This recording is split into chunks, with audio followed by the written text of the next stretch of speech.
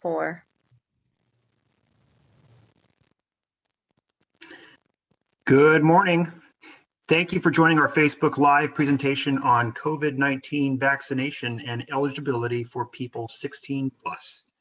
We're joined by Dr. Dana Hargunani, Chief Medical Officer for Oregon Health Authority, who will talk about vaccine safety and effectiveness, and Rachael Banks, Director of the Oregon Public Health Division, who will discuss who's eligible to receive a vaccine and where you can get one. After their brief presentations, we will open it up to questions. To ask a question, you'll submit it in writing in the chat section. With that, we'll ask Dr. Hargunani to kick us off. Thank you, Jonathan. I'm really glad to be joining all of you today. I'd like to start with a quick update on our state's COVID-19 outlook. Oregon continues to see more and more people becoming fully vaccinated against COVID-19. As of yesterday, April 14, Oregon has administered nearly 2.4 million doses of vaccines, with more than 945,000 people who have completed a COVID-19 vaccine series. There are about 1.5 million people in Oregon who've had at least one dose. This is great progress, but we still have work to do.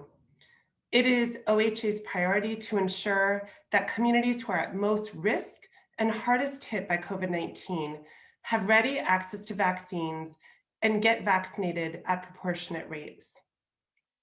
While we work hard to continue to elevate our vaccination rates, we are also faced with a steady rise in COVID-19 cases over the last 6 weeks.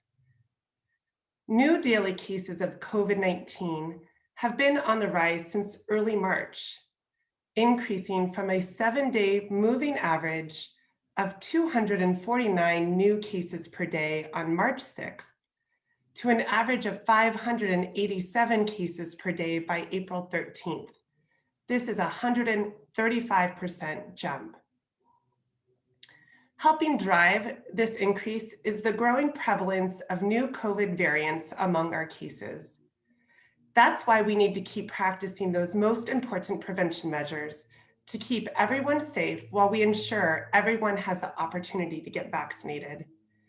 These critical prevention measures include maintaining a physical distance, wearing a mask, avoid gatherings with non-household members, and practicing good hand hygiene. Now, I'd like to talk about COVID-19 vaccine safety and effectiveness and questions that have come up recently regarding these 3 available vaccines. First, let's talk about the Johnson & Johnson vaccine pause. On Tuesday, OHA announced it was asking all the state's vaccine providers to immediately pause administration of the Johnson & Johnson vaccine following an announcement from the CDC and the U.S. Food and Drug Administration, or FDA. The recommendation was made out of an abundance of caution as the CDC and FDA review 6 cases of a rare and severe type of blood clot. It's called cerebral venous sinus thrombosis, occurring in women ages 18 to 48 after they were vaccinated with the Johnson & Johnson vaccine, with their symptoms beginning 6 to 13 days after vaccination. We recognize that this news is very concerning for many of you and your loved ones who either received the Johnson & Johnson vaccine or who were looking forward to getting it. It is a vaccine that only requires 1 shot, was tested in clinical trials involving about 40,000 participants, and was found to be 66.3% effective at preventing laboratory-confirmed COVID-19 illness. The health and safety of everyone receiving the vaccine is the top priority for the CDC, FDA, and OHA, which is why we took this natural next step of pausing its use while federal review is underway. Some things to keep in mind. The 6 patients who developed the blood clot are among 7 million Americans who've received the Johnson & Johnson vaccine so far. That's less than 1 in 1 million individuals who've had this condition. None of the reported cases were in Oregon, where we've administered more than 85,000 doses of Johnson & Johnson vaccine. The 6 blood clotting cases experienced symptoms within 3 weeks after vaccination. If you've received the Johnson & Johnson vaccine and have gone at least 3 weeks without side effects, you probably won't develop this condition. And finally, while the federal health officials are still reviewing these cases, we still don't know for sure whether the vaccine actually caused the blood clots. If you have received the vaccine, here are the symptoms of this blood clot to look out for. This includes severe headache, abdominal pain, leg pain, and shortness of breath. If you experience any of the symptoms, please do contact your healthcare provider. And if you don't have a regular healthcare provider, you can contact any federally qualified health center in Oregon, talk to your local county public health department, or seek emergency care if your symptoms are severe. And we will keep everyone updated as we get more information on the status of the Johnson & Johnson safety review. And finally, I want to talk about breakthrough cases. Last week, OHA announced it identified 168 COVID-19 vaccine breakthrough cases through April 2nd. Sadly, among these were 3 deaths. Breakthrough cases are when a person tests positive for COVID-19 at least 14 days after the final dose of a COVID-19 vaccine series. This is a reminder that while Pfizer, Moderna, and Johnson & Johnson vaccines have all been highly effective at preventing severe COVID-19 illness and death, no vaccine is 100% effective, and vaccine breakthrough cases can and do happen. But you are much less likely to get COVID-19 if you are vaccinated. Plus, even if you do get the virus and are experiencing symptoms, this will still maximize your chance of being healthy should you get the vaccine. Also note that breakthrough cases are uncommon. The number of vaccine breakthrough cases identified in Oregon represents a very small proportion, 1.7%, of the more than 945,000 people who have completed a COVID-19 vaccine series and are considered fully vaccinated against the virus. Many of the identified vaccine breakthrough cases experienced asymptomatic infection and were tested for other reasons. Most cases occurred in people older than 65 or who had underlying health conditions. The 3 deaths, unfortunately, represent fewer than 2% of the vaccine breakthrough cases. That is good news, and none of the vaccine breakthrough cases were associated with a COVID-19 variant. That's why we are all still recommending everyone age 16 and above who is eligible to schedule a vaccine appointment to do so as soon as you can. Thank you for your time, and I'll now turn it over to our Public Health Director, Rachael Banks. Thank you, Dr. Hargunani.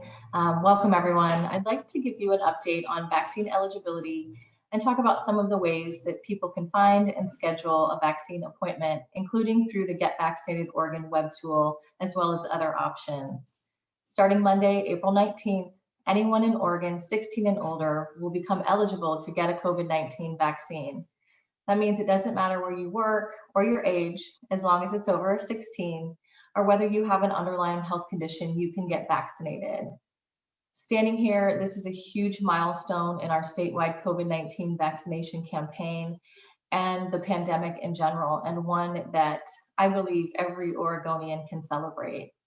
We've all worked so hard since December to ensure that the people most at risk of exposure to COVID-19 or those most at risk for experiencing severe illness, like healthcare workers, first responders, residents and staff of long-term care facilities and other congregate settings, those over 65 and those with underlying health conditions, as well as our frontline workers and members of multi-generational households get vaccinated first. These are the people we trust, that we love, and we rely upon, and we want to continue to support them and ensure that they have vaccine eligibility and access. Vaccine allocation planning and distribution continues to take into account OHA's intent that traditionally underserved communities and those significantly impacted by events of the past year like wildfires, and particularly communities of color, have access to the vaccine. For Oregonians who live and work in rural areas, we know that getting to a COVID vaccine site may be a challenge. And to help make it easier, OHA is working with the Federal Emergency Management Agency, or FEMA, and other local partners to get vaccines to rural communities through mobile vaccination units and community vaccination clinics that are supported by a team of FEMA vaccination support staff. Also, OHA is teamed with local public health authorities, vaccine providers, and community partners to promote mass vaccination clinics, such as those at the Oregon Convention Center, at the Portland International Airport, and other sites around the state. But if mass vaccination clinics aren't your thing, there's an expanding list of other options, such as local public health authorities, which have been working closely with local vaccine providers, including some hospitals and health clinics. Pharmacies such as Bimart, Costco, CVS, Fred Meyer, Health Mart, Rite Aid, Safeway and Albertsons, Walgreens and Walmart, with more pharmacies expected to join over the coming months. Federally qualified health centers, FQHCs, that are also called community health centers, and we have more than 270 sites across the state. Mobile clinics, as I mentioned earlier, for specific at-risk populations, such as homebound seniors or people with developmental disabilities. Tribal health authorities for tribal members and their families. Veterans Administration health providers for service members receiving care through the VA. And community-based organizations and faith-based organizations that are hosting culturally specific events focused on reversing the tide of COVID-19 health inequities and focusing on keeping pace with our communities of color. We are still encouraging everyone to get registered for vaccination through the Get Vaccinated Oregon web tool at getvaccinated.oregon.gov. The CDC also offers a vaccine finder tool at vaccinefinder.org, and these will be links that you can find in the chat, where you can just type in your zip code to find vaccines near you. And of course, Oregonians can always get help by texting OR COVID, so ORCOVID, to 898-211. Once again, that's 898-211, or by emailing orcovid@211info.org. And remember, the vaccine, COVID-19 vaccine, is still free. You shouldn't be asked for payment, nor should you be asked for information like a Social Security.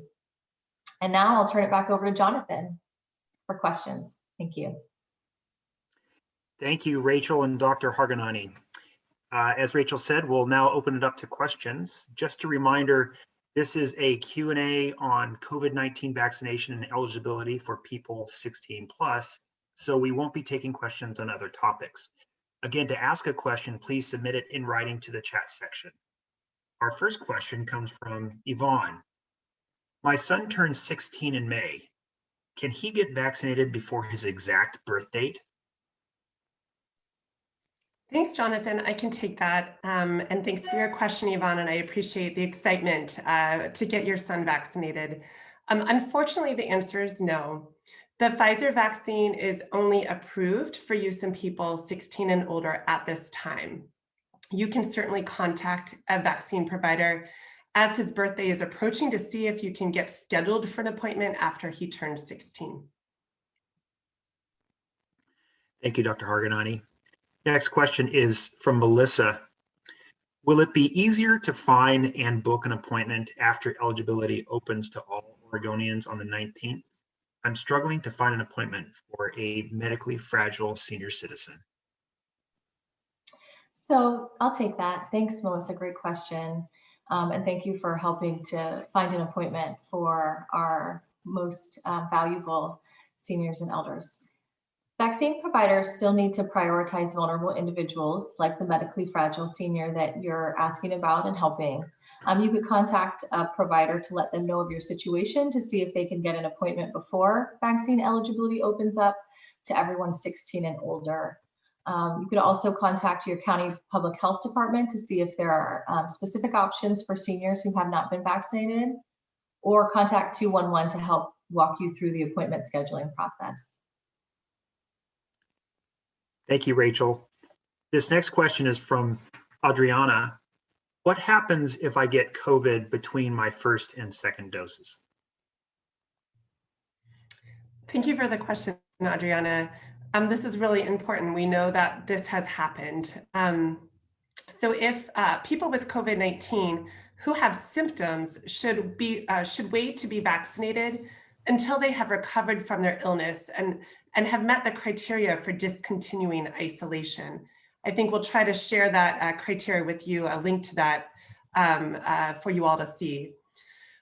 Those without symptoms of COVID-19 but who are infected should also wait until they meet the criteria before getting vaccinated.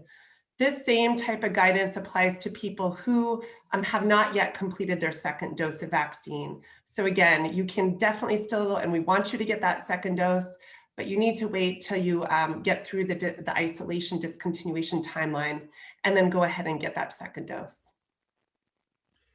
Thank you, Dr. Hargunani. This is a new question. So the Johnson & Johnson vaccine can cause blood clots. If I am more susceptible to having blood clots, should I get a different vaccine? I can take that one too. Thank you for this question.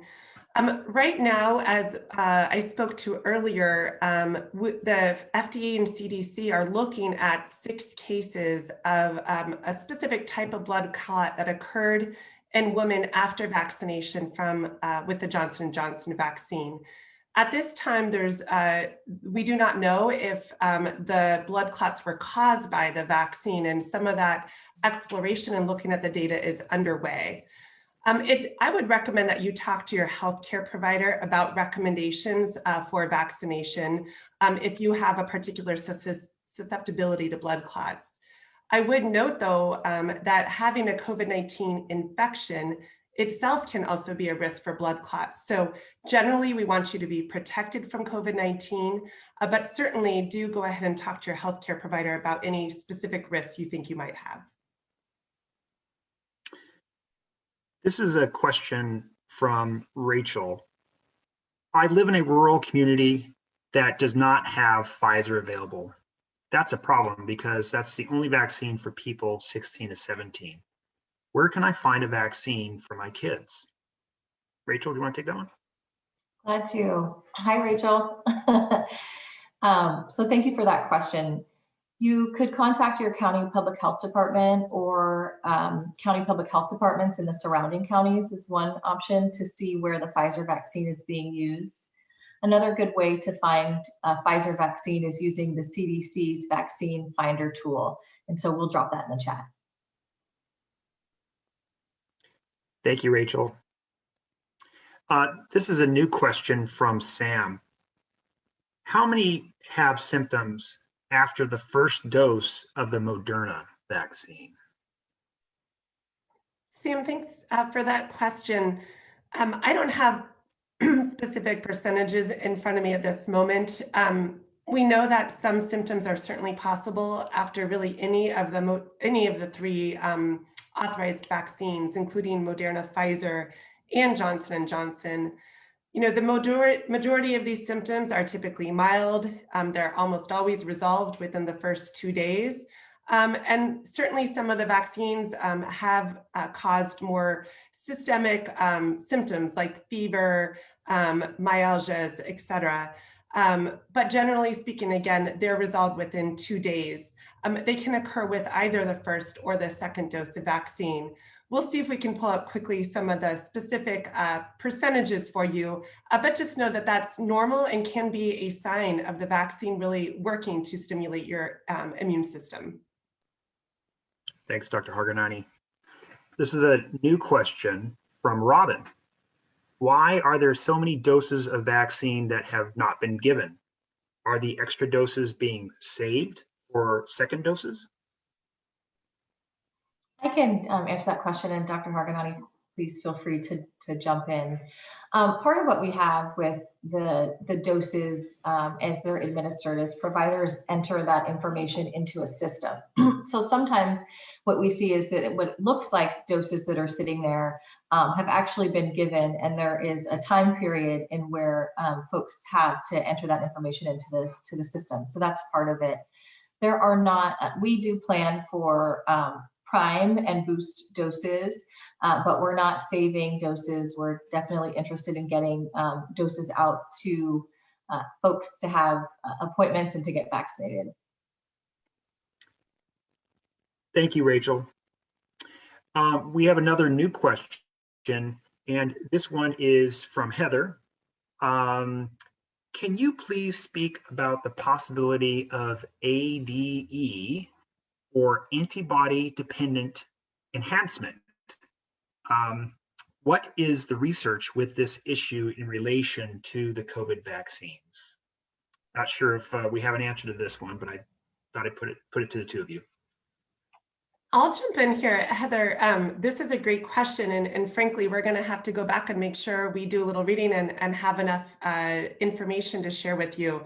So I do not have an answer at this time, but it's really a great question, and we will certainly look into it. Thanks, Dr. Hargunani. We have a new question from Charlie. I finally got my first appointment this morning through OHSU. Should I still stay in the lottery queue under Get Vaccinated Oregon?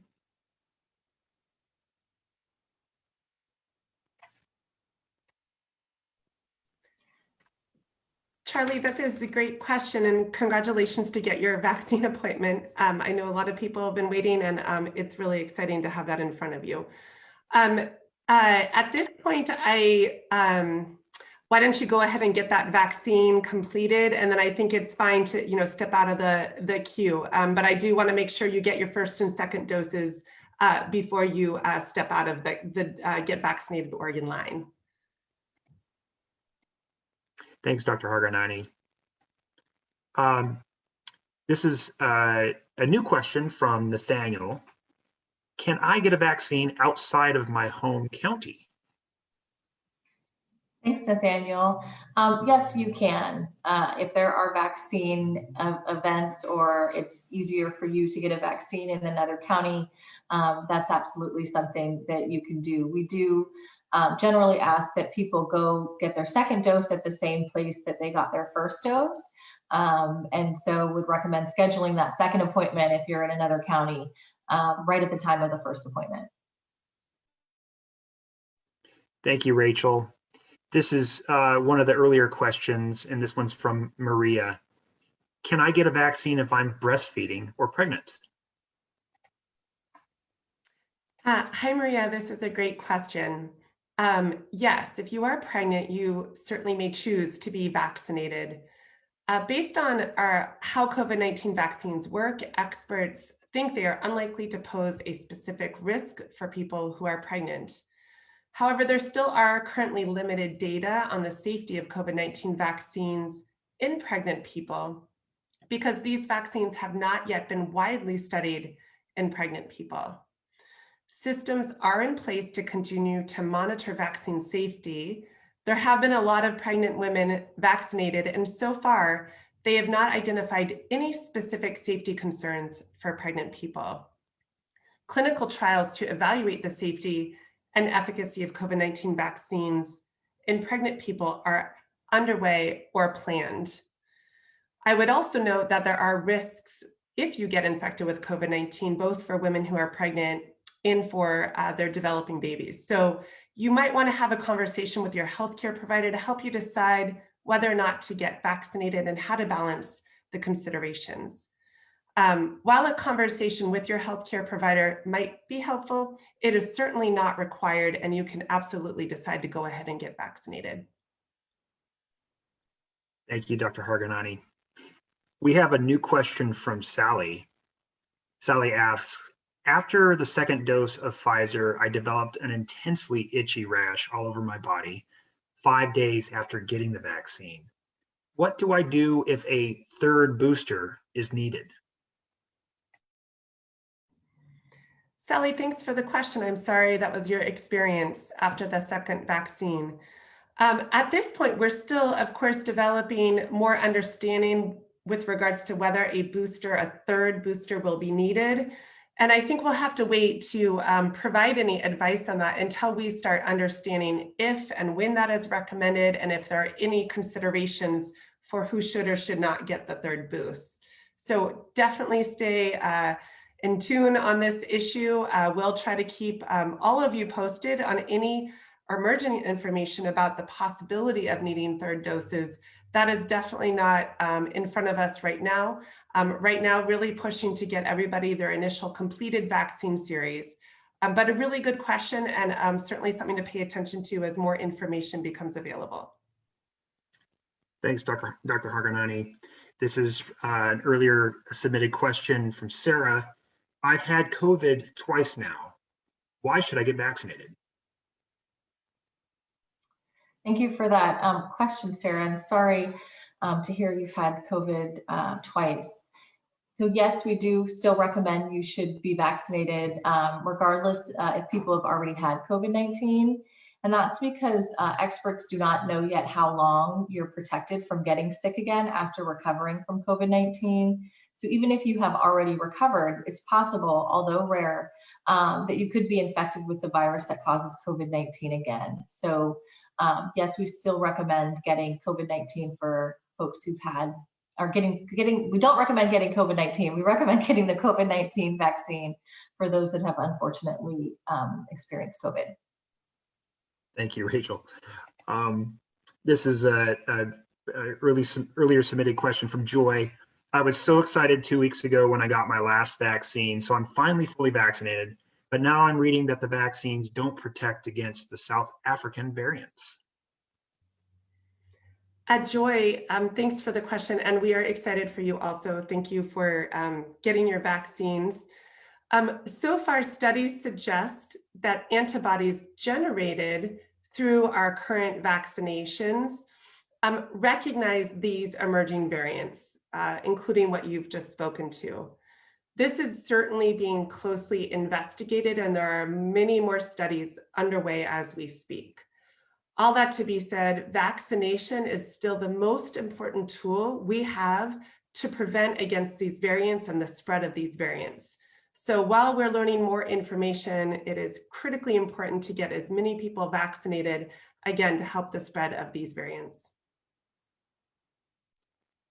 Thank you, Dr. Hargunani. This is a new question from Lisa. When do we expect to have eligible Oregonians with one dose of the vaccine fully vaccinated?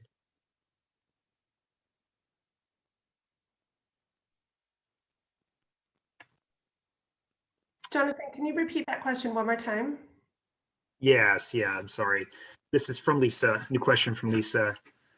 When do we expect to have eligible Oregonians with one dose of the vaccine fully vaccinated? And I think this may be a reference to when perhaps second doses can be administered. So essentially, when everybody can be vaccinated. That's the way I read it.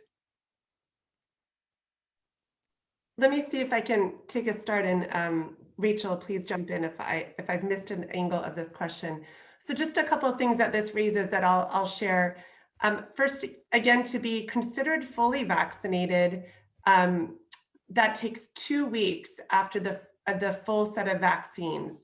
Obviously, for Johnson & Johnson vaccine, which we've currently paused, that's just a one-dose vaccine. So individuals who have received Johnson & Johnson are fully vaccinated after one dose. For the Pfizer and Moderna doses, you need to have 2 weeks after the second of those vaccines, second doses, to be fully vaccinated. We are working really hard to get as many Oregonians vaccinated as quickly as possible, and expect to have enough vaccine to do so. Here towards the end of May, I believe, is our latest estimation. We're dependent a bit on the federal supply of vaccine, and you know, looking at how long this pause of Johnson & Johnson and how that might impact that. Rachel, anything you'd add to that? Yeah, no, I think that you covered it. Thanks. Thanks, Dr. Hargunani. Thanks, Rachel. And this is a new question. My boyfriend got MIS-C, or multi-system inflammatory syndrome, in children. Should he get the vaccine? The doctor he talked to had no idea if he should or shouldn't. Thank you for that question. And I am certainly very sorry to hear that your boyfriend experienced the Ms. C syndrome. I do not want to offer any specific recommendations on healthcare for an individual. Certainly, I would recommend that his doctor reach out to an infectious disease specialist or local public health authority to talk through the individual situation and any recommendation. That would definitely be the best case in this scenario. And we can make sure we're posting information on this for healthcare providers and the public to get more information on Ms. C. We do have some on our website already. Thanks, Dr. Hargunani. And this is the last question, an earlier submitted question from Gabriella. Do I still have to quarantine if I get vaccinated? Thanks, Gabriella. That's one of the benefits of getting vaccinated, because people who have been in close contact with someone who has COVID-19 are not required to quarantine if they've been fully vaccinated against the disease and show no symptoms. So if you're fully vaccinated, as Dr. Hargunani said, received your full vaccine dose in those 2 weeks, then you do not have to quarantine if you are experiencing no symptoms. Thank you, Rachel. Thank you, Dr. Hargunani, and thank you everyone for joining our Facebook Live discussion today. Have a great rest of your day.